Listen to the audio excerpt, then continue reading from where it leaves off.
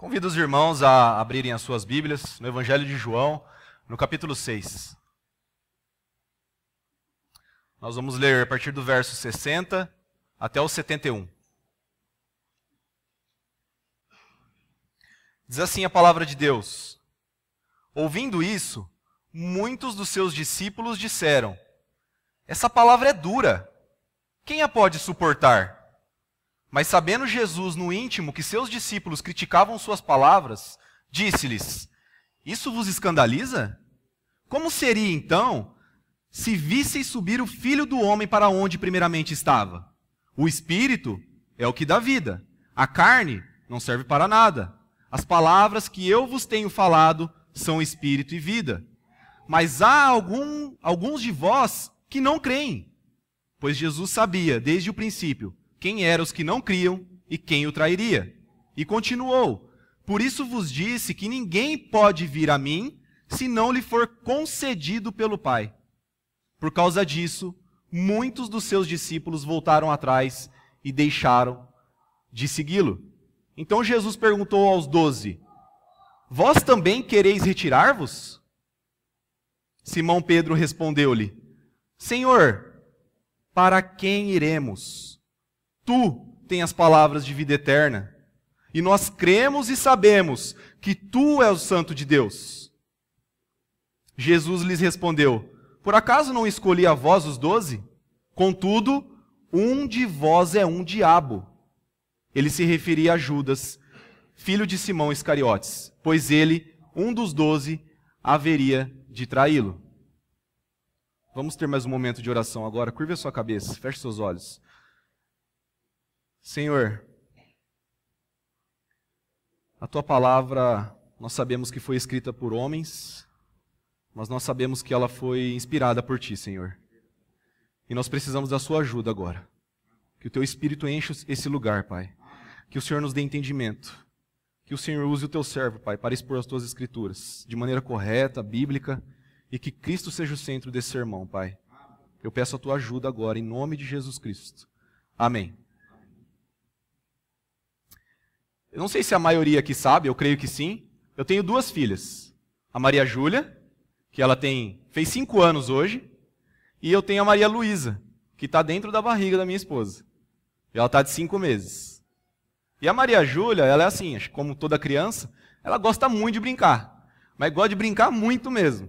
Então ela pega lá em casa, ela pega as bonequinhas, ela começa a fazer as histórias dela, e ela fica lá brincando sozinha. Ela gosta muito também de interagir com outras crianças. Então, às vezes, a gente está no shopping, já aconteceu isso, a gente está comendo numa mesa, e tem uma criança do lado, e ela fala assim: Papai, posso ir ali falar com ela? E ela vai lá e faz uma amizade, começa a brincar as duas.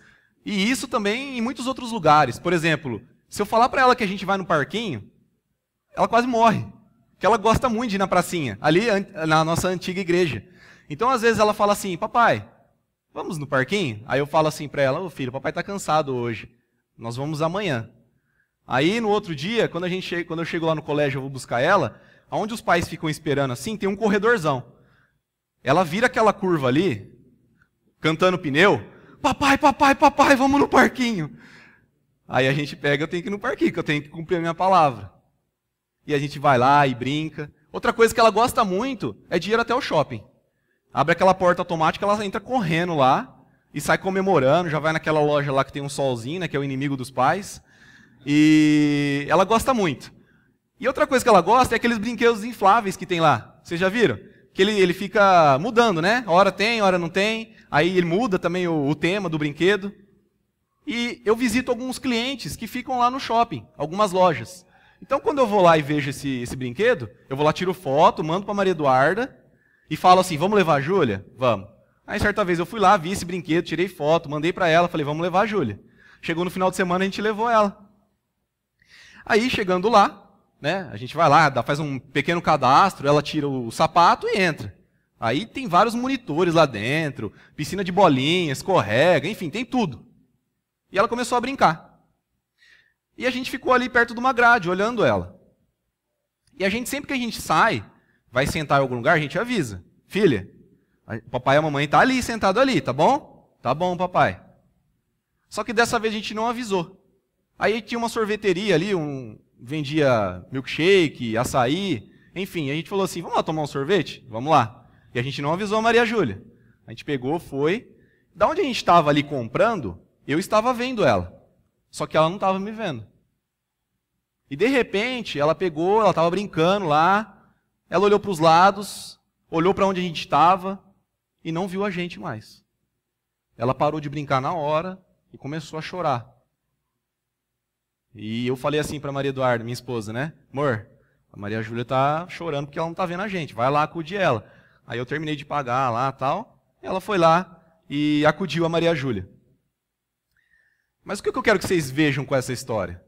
É que, mesmo a Maria Júlia, ela tendo tudo aquilo, todo aquele brinquedo inteirinho para ela brincar, a partir do momento que ela não viu mais os seus pais, ela parou na hora e começou a chorar. Por quê? Porque aquilo lá não tinha valor nenhum para ela, nessas condições. O que realmente importava para ela? Achar o papai e a mamãe.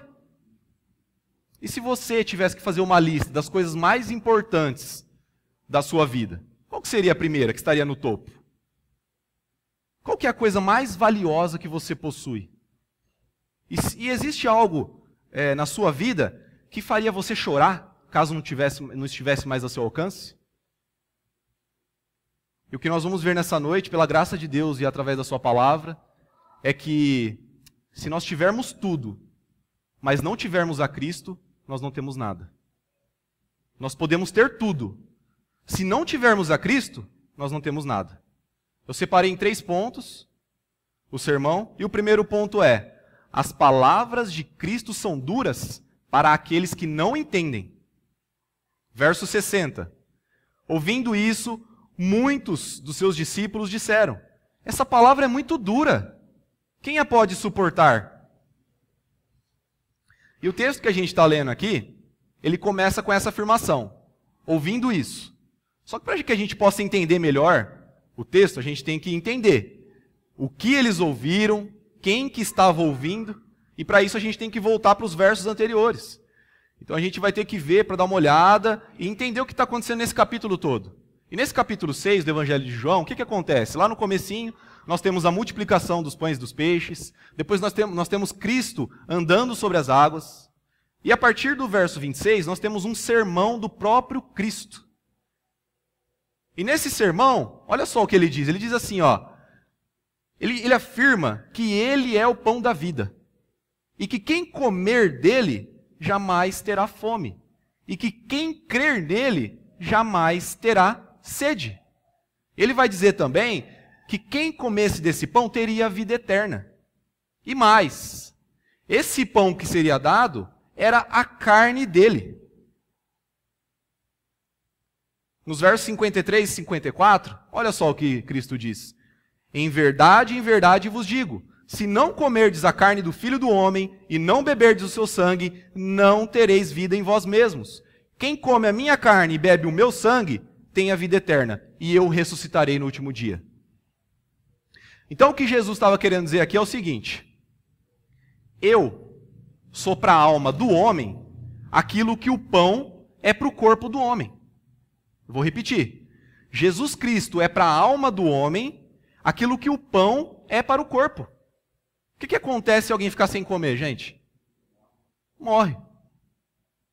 Só que mesmo se essa pessoa, uma pessoa normal, continuar comendo normalmente, ela não é eterna. Vai chegar uma hora que ela vai morrer. Ou Cristo vai voltar antes, né? A gente não sabe.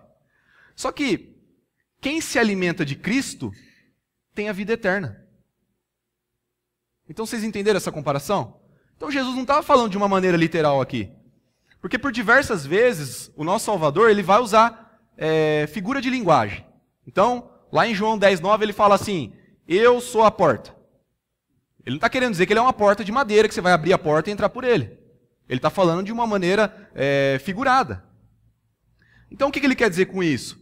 A gente não precisa comer da carne dele literalmente e beber do sangue dele literalmente, para a gente ter a vida eterna. Só que se a gente crer no valor da sua morte, e se a gente crer no valor que no sacrifício que ele fez, nós viveremos eternamente. E o texto fala que Jesus disse essas coisas enquanto ele estava ensinando na sinagoga. O que era a sinagoga? Ele estava lá em Cafarnaum, estava ensinando na sinagoga. A sinagoga era o lugar onde os judeus se reuniam para adorar a Deus e também para aprender sobre a palavra dele.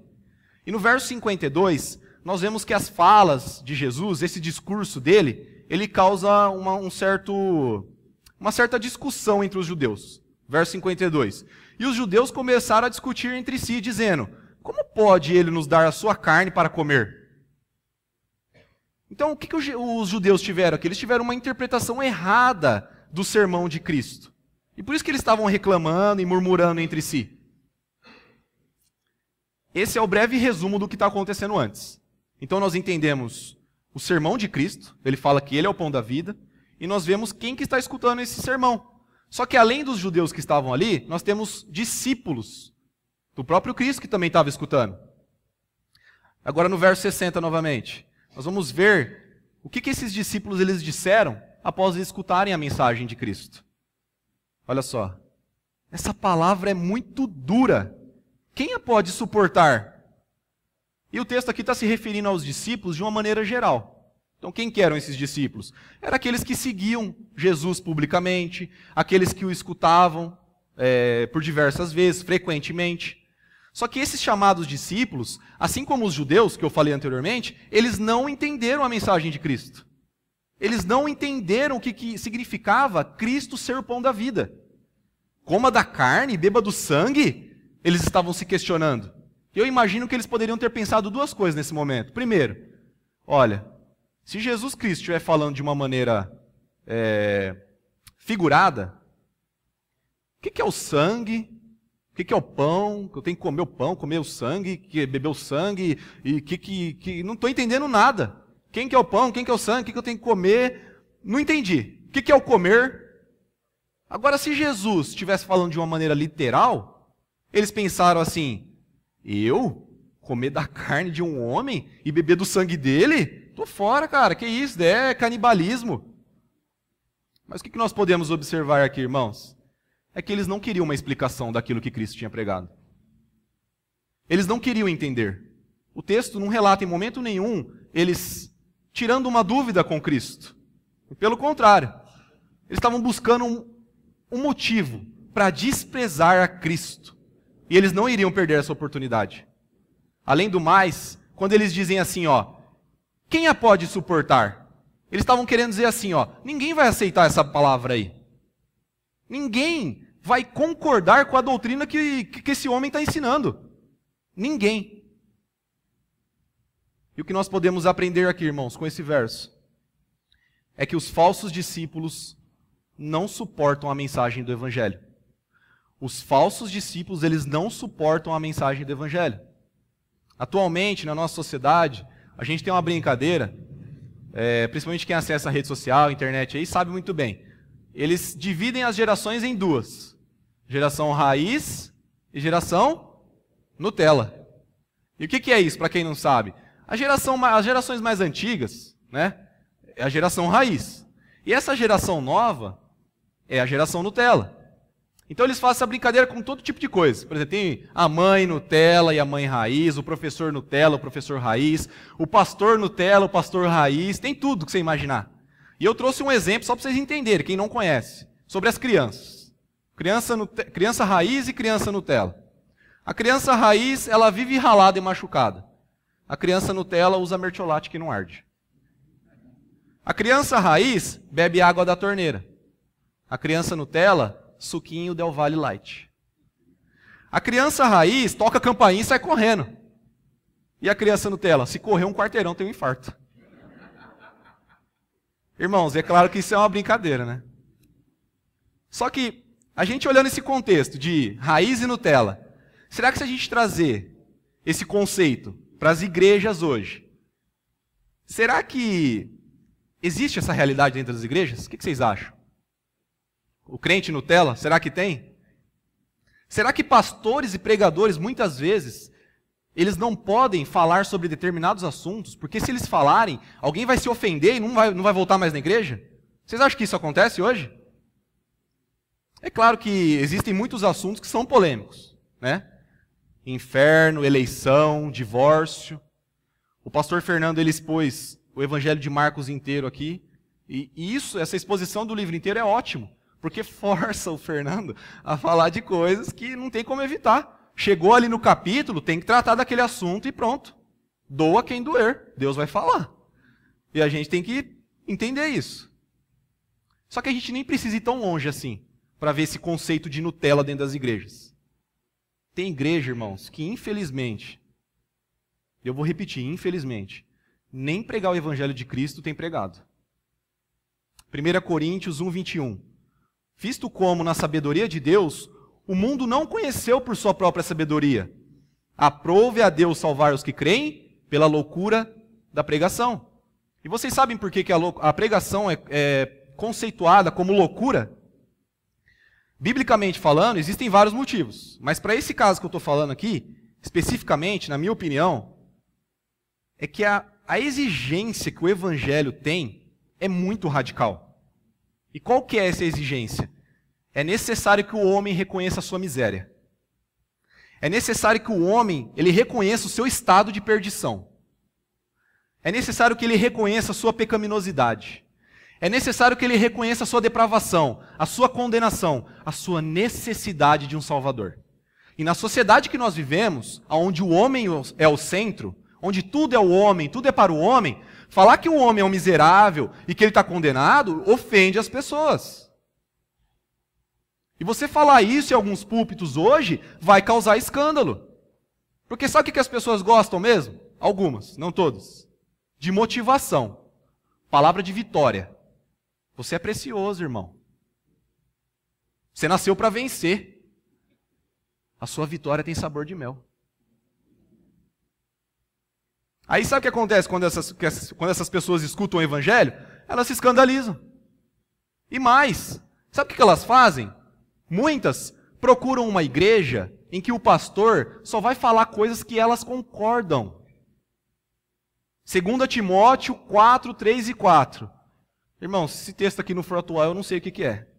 Porque chegará o tempo em que não suportarão a sã doutrina, mas desejando muito ouvir coisas agradáveis, ajuntarão para si mestres segundo os seus próprios desejos.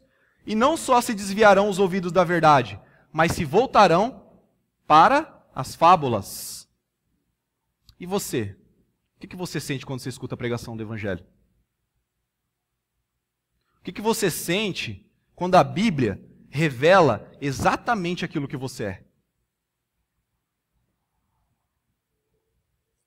Segundo ponto, irmãos, as palavras de Cristo são cridas por aqueles que receberam o dom de Deus. Então nós vemos no primeiro ponto que as palavras de Cristo são duras para aqueles que não entendem. E o segundo ponto é, as palavras de Deus, de Cristo, são cridas por aqueles que receberam o dom de Deus. Versos 61 até o 66. Mas sabendo Jesus, no íntimo, que seus discípulos criticavam suas palavras, disse-lhes, isso vos escandaliza? Como seria então se visse subir o Filho do Homem para onde primeiramente estava? O Espírito é o que dá vida. A carne não serve para nada. As palavras que eu vos tenho falado são Espírito e vida. Mas há alguns de vós que não creem. Pois Jesus sabia, desde o princípio, quem eram os que não criam e quem o trairia. E continuou, por isso vos disse que ninguém pode vir a mim, se não lhe for concedido pelo Pai. Por causa disso, muitos de seus discípulos voltaram atrás e deixaram de segui-lo. Então, o que está acontecendo aí? Após a pregação de Cristo, alguns discípulos estão criticando as palavras dele. E alguns estão criticando em pensamento, pensando assim, nossa, mas que palavra dura, o que esse cara está falando aí de comer a carne e beber o sangue? Que absurdo que é esse? Outros estavam murmurando ali pelos cantos, falando, o que esse cara está falando aí, meu? Só que Jesus, ele conhecia todas essas reclamações. Porque Jesus é Deus, e ele conhece o coração de cada um que estava ali. Ele conhecia o coração de cada um que estava ali. E no verso 61, Jesus responde a essas críticas que esses discípulos estavam fazendo. E ele diz, isso vos escandaliza? Essa mensagem os ofende de alguma forma? Vocês ficaram chocados? Aí no verso 62, Jesus fala sobre a sua ascensão. Ou seja, sobre ele voltando para da onde ele veio, dos céus. E era como se ele dissesse assim, então vocês acham esse discurso duro aqui? Vocês não estão conseguindo ouvir ele? O que vocês vão dizer então, quando eu falar para vocês que eu vou retornar do lugar de onde eu vim, que é o céu? E isso sim os ofenderia, irmão. Sabe por quê? Porque eles não criam que Cristo era o Filho de Deus. Isso deixariam eles escandalizados. E Jesus sabia disso. No verso 63, Jesus vai explicar que o problema não estava nas palavras que ele tinha falado, mas no entendimento, na interpretação daqueles homens. Os ensinamentos, eles não deveriam ser interpretados de uma maneira carnal, mas espiritual. Porque pense o seguinte, irmão, que proveito teria eu ou você comer da própria carne de Cristo? Para que serviria eu beber o sangue dele? Literalmente falando. Para nada. Não serviria para nada.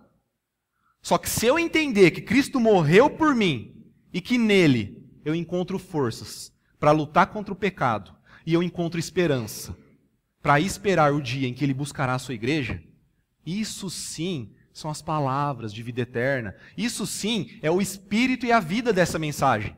Essa é a maneira correta de se interpretar quando ele fala que ele é o pão da vida. 1 Coríntios 2, 14 e 15. O homem natural não aceita as coisas do Espírito de Deus, pois lhes são absurdas, e não pode entendê-las, pois se compreendem espiritualmente. Mas aquele que é espiritual compreende todas as coisas, ao passo que ele mesmo não é compreendido por ninguém. Então aqueles que possuem o Espírito Santo, através da graça divina, conseguem compreender e se beneficiar da palavra de Deus. Através de Cristo, através do Espírito Santo, e não através das nossas qualidades e das nossas habilidades. Nos versos 64 e 65, Jesus ele demonstra o pleno conhecimento que ele tinha daqueles que estavam ali. Então, esses chamados discípulos, Jesus sabia desde o início quem estava seguindo ele, cada um que estava seguindo ele ali, quem realmente cria nele, e mais, quem dos 12 iria traí-lo. Jesus sabia de tudo isso. Cristo também ele sabia o verdadeiro motivo daqueles que não creram. Jesus, por ser o próprio Deus, ele sabia o motivo daqueles que não creram, o motivo por eles não terem crido. E qual que é esse motivo? A fé é um dom e uma obra de Deus. Eu vou repetir. A fé é um dom e uma obra de Deus. E só pode ir até Cristo, só pode crer em Cristo aqueles que são levados pelo Pai. João 6,44. Ninguém pode vir a mim se o Pai que me enviou não o trouxer, e eu ressuscitarei no último dia. Finalmente, no verso 66, nós vemos a revelação daqueles que, mesmo andando com Cristo, eles andavam com Cristo, eles proclamavam a fé em Cristo, só que eles nunca creram verdadeiramente, irmãos. Esses homens, eles voltaram para suas casas, voltaram para suas famílias, para os seus trabalhos, e eles abandonaram aqueles que eles tinham chamado de mestre um dia. E o que o texto nos ensina com esses versos? Que a apostasia, irmãos, ela somente revela aqueles que nunca creram. A apostasia, ela vai revelar aqueles que nunca creram. Mas, afinal, o que é apostasia? O que é apostatar da fé? Significa abandonar a fé. Negar a fé que você tinha. A pessoa proclama essa fé em Cristo e de repente ela abandona essa fé. Isso significa apostatar da fé. E no nosso caso aqui do cristianismo, significa se afastar dos ensinamentos bíblicos. E consequentemente, se afastar da vontade de Deus. E é isso que esses homens estavam fazendo aqui. Agora, quando isso acontece nos nossos dias, algumas pessoas usam o termo perder a salvação. Vocês já escutaram isso? Só que será que esse termo ele é correto? Perder a salvação? Será que a salvação é um bilhete? Um ingresso?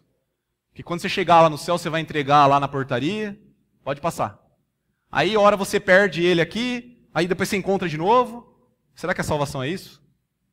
Será que livro da vida é o livro onde Deus escreve o nome dos salvos a lápis?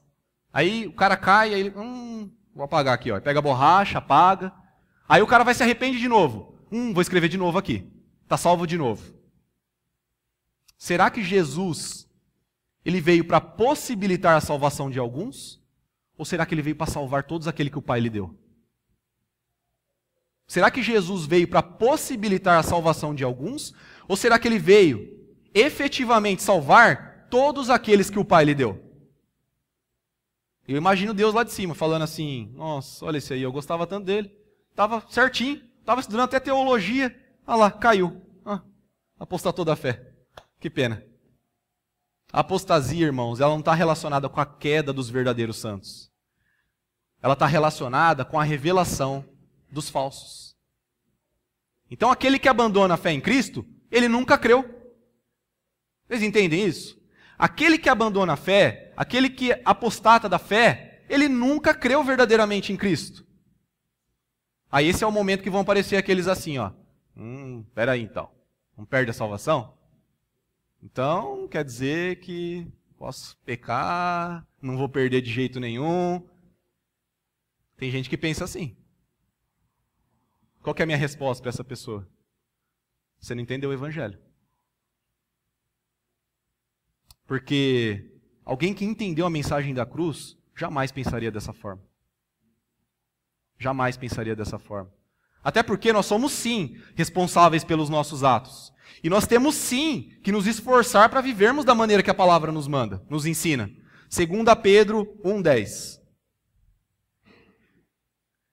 Portanto, irmãos, esforçai-vos cada vez mais por firmar vosso chamado e eleição, porque fazendo isso, não tropeçareis jamais. E 1 Pedro 1, do 15 até o 20.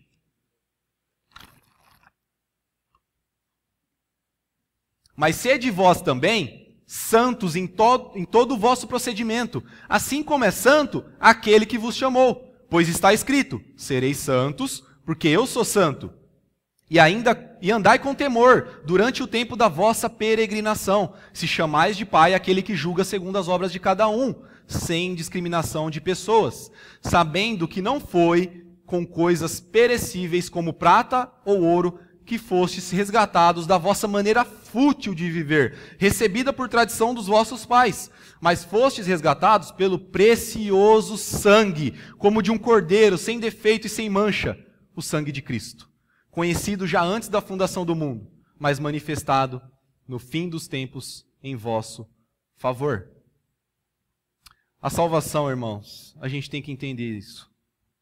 É uma obra de Deus, do início até o fim. Se é uma obra de Deus, não pode falhar, porque Deus não falha. Só que isso não vai tirar a nossa responsabilidade. Então, por isso, o que eu tenho para te falar nessa noite é que você tem que se esforçar para confirmar a sua salvação. Você tem que se esforçar para ser santo, assim como Cristo foi, como Ele é santo. Isso é o que a palavra de Deus nos ensina. Se a salvação é uma obra de Deus, isso não é desculpa para a gente pecar. Muito pelo contrário. Se Ele nos salvou sem a gente ter merecimento nenhum, isso sim é motivo para eu querer obedecer a sua palavra. Agora é necessário que eu pergunte a você: você realmente crê em Cristo? Você está disposto a seguir a Cristo, independente do que aconteça? Você está disposto a seguir a Cristo, independente do que você tenha que abrir mão disso?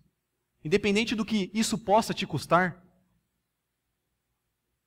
Terceiro ponto, irmãos.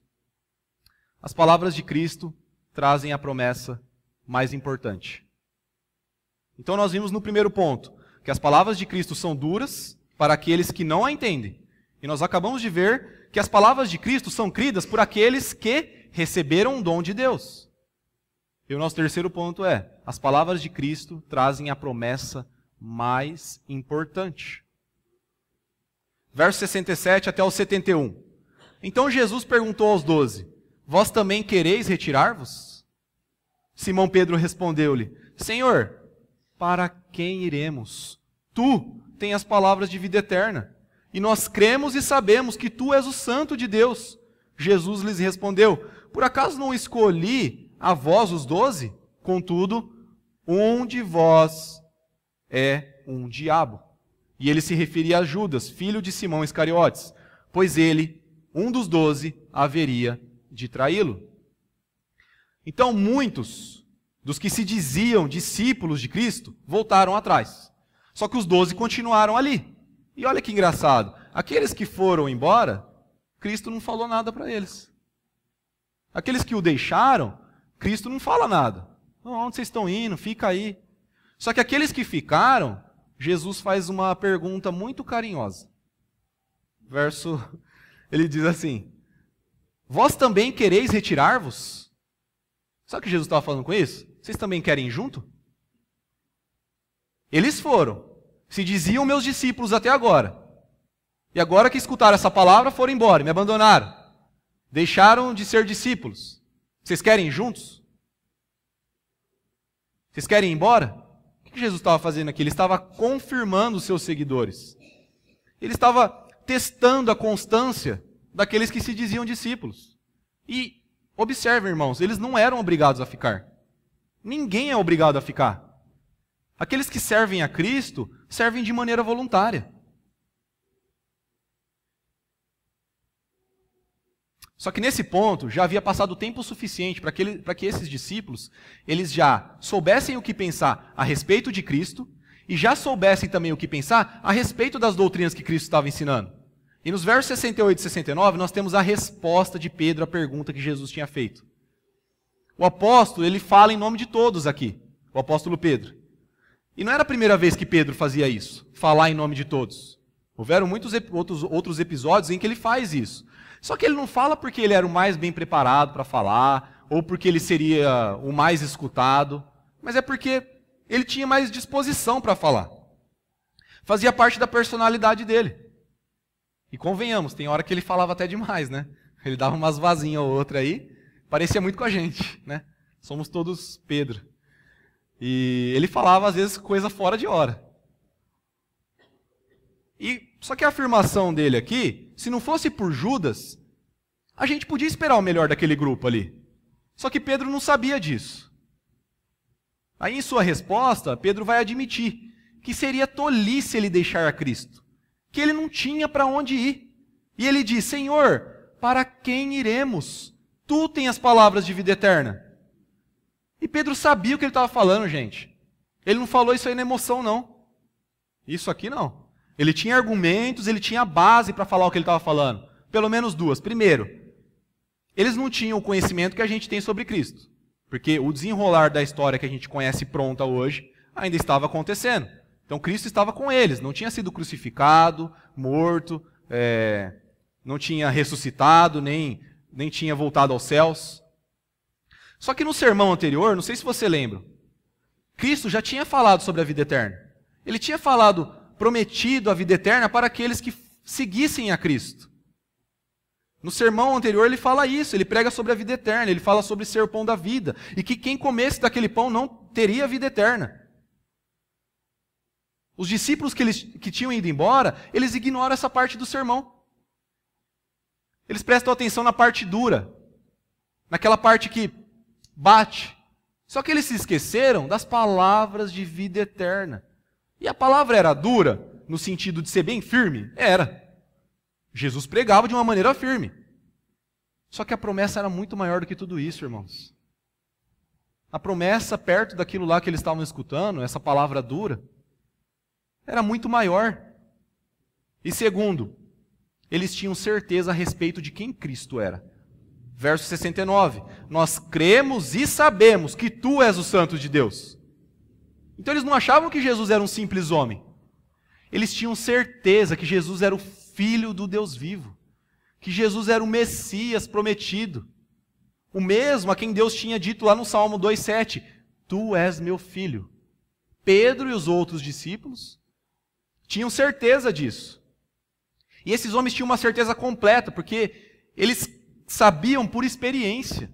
Eles andaram com Cristo, eles viram e ouviram coisas maravilhosas. Coisas que talvez nem estão todas descritas na Bíblia.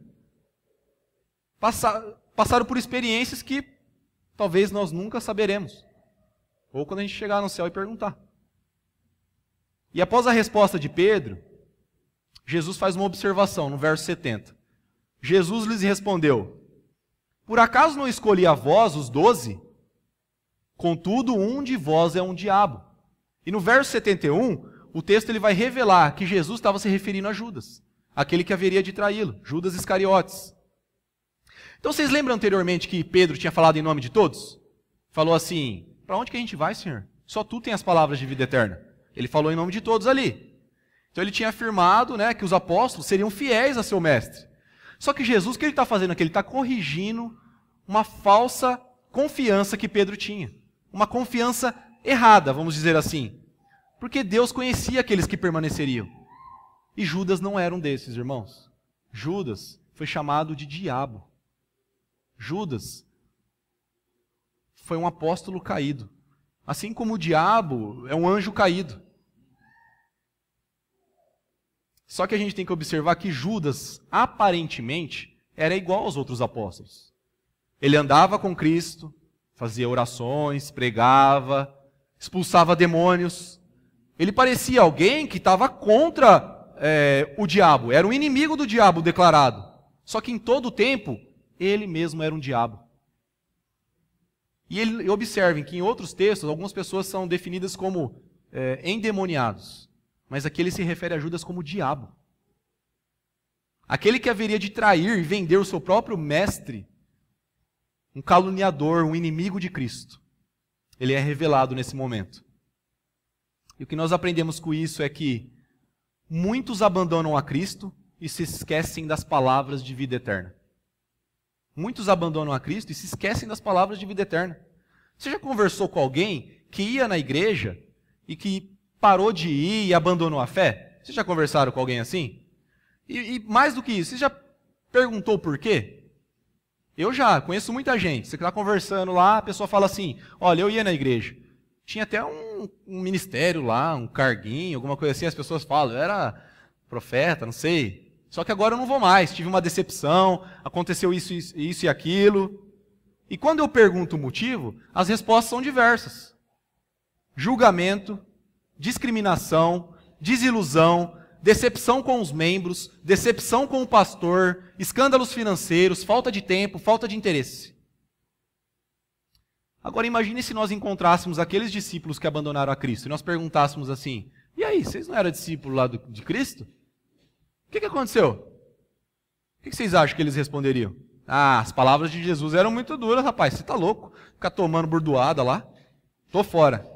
Ah, Jesus estava falando que a gente tinha que comer da sua carne e beber do seu sangue? Eu, ser canibal? Nossa, olha as coisas que esse homem está falando, gente. Não vou seguir ele não. E o que eu quero mostrar com isso? É que as pessoas abandonam a Cristo por motivos fúteis. Porque sabe o que está em jogo, irmãos, quando a gente fala do Evangelho? Eternidade. Só isso. Vida eterna. E às vezes a pessoa fala assim, eu parei de ir na igreja porque o irmão não falou oi para mim. Parei. Não estou mais escutando a palavra. E alguns podem dizer assim, Maurício, mas o contexto não tem nada a ver. Naquela época lá, eles estavam seguindo a Cristo. Hoje nós estamos vindo na igreja. E eu posso adorar a Deus na minha casa e servi-lo. Alguns podem dizer assim, Colossenses 1:22. Agora me alegro nos meus sofrimentos por vós, e completo no meu corpo o que resta do sofrimento de Cristo, por amor do seu corpo, que é a igreja. Então a igreja é o corpo de Cristo. Irmãos, é impossível amar a Cristo e não amar a sua igreja. É impossível. Não tem separação. Não tem como você amar a Cristo e não amar a igreja. Primeiro, pela lógica. Como que você vai amar uma coisa que você não está vendo? Como que você não vai amar algo que é palpável, que você está vendo, e você vai amar algo que você não está vendo? E se tem coisas que você não concorda, às vezes você conhece alguém ou você já passou por isso, se tem coisas que você não concorda na igreja que você está, primeiramente você tem que ver biblicamente se isso, se está de acordo ou se não está. Eu acho que isso aí está errado. Então eu vou para a palavra de Deus para ver o que eles estão falando. Se tiver errado realmente, você vê ali, você tem que conversar com a liderança, chegar até o pastor e expor isso que está acontecendo. Por quê? Porque talvez Deus esteja te usando para reformar essa igreja, esse lugar. Talvez Deus esteja te usando para, de alguma forma, corrigir o que está errado. Só que se por fim, se não aconteceu nada, não deu certo, ou essa pessoa que você conhece fala assim, eu já tentei de tudo. Não tem nada de errado em essa pessoa procurar em uma outra igreja. Porque, irmãos, no meio desse caos que nós estamos vivendo, as coisas que nós temos visto, heresias, escândalos, coisas assim absurdas que a gente vê na internet. Eu não preciso nem falar. É cara colocando água na boca e cuspindo na igreja. A gente tem visto essas coisas, essas aberrações. Só que no meio de tudo isso, Deus tem preservado igrejas sérias. Deus tem preservado igrejas bíblicas. Igrejas perfeitas? Não. Igreja perfeita não existe. A gente vai ser perfeito por Cristo. Mas nós aqui não vamos ser perfeitos. 1 João 2,25. E a promessa que ele nos fez é esta: a vida eterna. E a minha pergunta para você nessa noite é: existe algo em sua vida que tenha mais valor do que a promessa de vida eterna? Existe algo que faria você abandonar a fé em Cristo? Pensa aí. Tem alguma coisa mais importante na sua vida, com mais valor, do que a promessa de vida eterna? Concluindo, irmãos. Naquele dia lá no shopping, enquanto a Maria Júlia estava brincando, naquele brinquedo que eu falei para vocês, inflável, todo bonito, ela tinha tudo o que ela precisava naquele momento. Por quê? Porque ela estava no shopping. Ela adora aquele lugar. É um dos lugares que ela mais gosta de ir. E ela estava num brinquedo super maneiro. Gigante, piscina de bolinha, bonito, enorme, cheio de obstáculos, brincadeiras. Maria Eduarda, às vezes, ela até entra lá, porque o negócio é grande mesmo, cabe muitas pessoas lá dentro. Ela tinha monitores que estavam cuidando dela e que estavam brincando com ela. Ela tinha também outras crianças para interagir ali com ela. Só que no momento que ela percebeu que nem eu nem a Maria Eduarda estávamos lá, nada mais importava, irmãos, para ela. Nada mais. E de uma coisa eu tenho certeza, se ninguém fosse acudir ela ali, ela ia ficar chorando e ela não ia voltar a brincar. Ela ia ficar chorando até alguém lá acudir. Você perdeu sua mãe, você perdeu seu pai, ou nós mesmos chegarmos até ela. Ela não ia voltar a brincar, porque o que importava para ela era achar os seus pais. Isso era uma prioridade para ela naquele momento. E era uma demonstração de dependência. E é claro que ela depende de nós. Ela tem 5 anos. Ela é dependente de seus pais. E a nossa relação com Cristo deve ser a mesma. Dependência total. E Pedro entendeu isso. Porque ele reconheceu: Senhor, não tenho para onde ir. Eu não tenho a quem buscar. Não faz sentido eu ir para outro lugar. Pedro reconheceu que ele era totalmente dependente de Cristo. E que somente o que importava era Cristo. E que somente Cristo tinha as palavras de vida eterna. E nós também devemos entender isso nessa noite, irmãos. Do que adianta você ter uma saúde de atleta? Você ter um condicionamento físico invejável, ser cheio de vitalidade, musculoso, se você não tiver a Cristo? Do que adianta você ter a família mais bonita? Você ter esposa, marido, filhos, netos, bisnetos, aquela casa cheia no domingo, se você não tiver a Cristo? Do que adianta você ter bens materiais? Casas, apartamentos, chácaras, terrenos, carros, motos, se você não tiver a Cristo? Do que adianta você ter o melhor emprego? O cargo mais alto, diretoria, presidência, você passar aquele concurso mais difícil, você ter aquele salário que você fala até dando risada para os seus amigos. Ah, eu ganho tanto. Do que adianta isso se você não tiver a Cristo? Do que adianta você experimentar todos os prazeres, todas as sensações agradáveis que esse mundo tem para nós, se você não tiver a Cristo? E do que adianta você ocupar uma posição de confiança na igreja, ser bem-sucedido em seu ministério, ter conhecimento teológico, ser conhecido, se você não tiver a Cristo? Do que adianta você ter tudo isso e não ter a Cristo? A resposta é nada. Se você tiver tudo isso, mas você não tiver a Cristo, você não tem nada.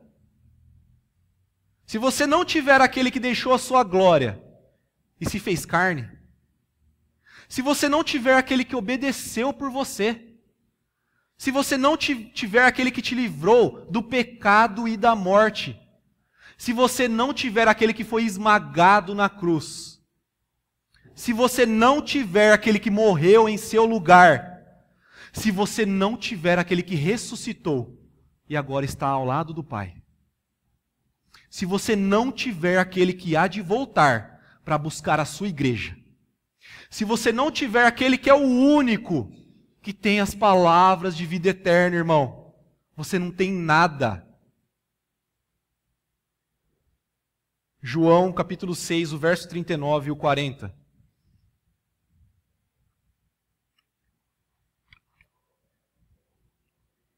E a vontade daquele que me enviou é esta, que eu não perca nenhum de todos os que me deu, mas que eu o ressuscite no último dia, porque esta é a vontade de meu Pai, que todo aquele que vê o Filho e nele crê, tenha a vida eterna, e eu o ressuscitarei no último dia. Irmão, irmã, se você entendeu a mensagem do Evangelho, se você não foi como aqueles discípulos que não entenderam, eles interpretaram de uma maneira errada, e nós vimos o motivo disso. Deus quis assim. Então, eu quero que você entenda o seguinte: se você teve esse entendimento correto do que é o Evangelho, se você hoje, após essa mensagem, você entende que o que realmente importa é Cristo, eu quero que você saiba que isso só foi possível porque Deus te deu graça. Deus abriu seus olhos. O Pai te enviou até o Filho. Ele fez um milagre em sua vida. E você deve louvá-lo nessa noite e agradecer por isso. Deus fez um milagre na sua vida. Os seus olhos estavam fechados, você jamais seria capaz de compreender, de entender. Sem Cristo, nós seríamos como aqueles que falam, que se escandalizam quando é mostrado o que eles realmente são. Eu, pecador? Que isso? E o homem, em seu estado natural, não entende isso. Então, se você entendeu, saiba que isso é uma obra de Deus em sua vida. Seja grato por isso. Agora, se na sua vida existem outras prioridades, se quando eu pedi para você fazer aquela lista lá, existiam outras coisas mais importantes em sua vida do que Cristo, eu quero que vocês pensem no seguinte: essas coisas não vão refletir em nada na eternidade. Essas coisas, elas são passageiras, finitas e insignificantes, se comparadas com a promessa do nosso Salvador. Então, qual que é o meu convite para você que nessa noite tem pensado dessa forma? Se você ainda não conseguiu enxergar isso, que Cristo é o bem mais precioso que você pode ter, eu te convido a olhar para a cruz e você contemplar aquele que morreu por você, aquele que é o único que tem as palavras de vida eterna, o único que pode te salvar. Amém, irmãos? Deus os abençoe. Vamos ter um momento de oração agora.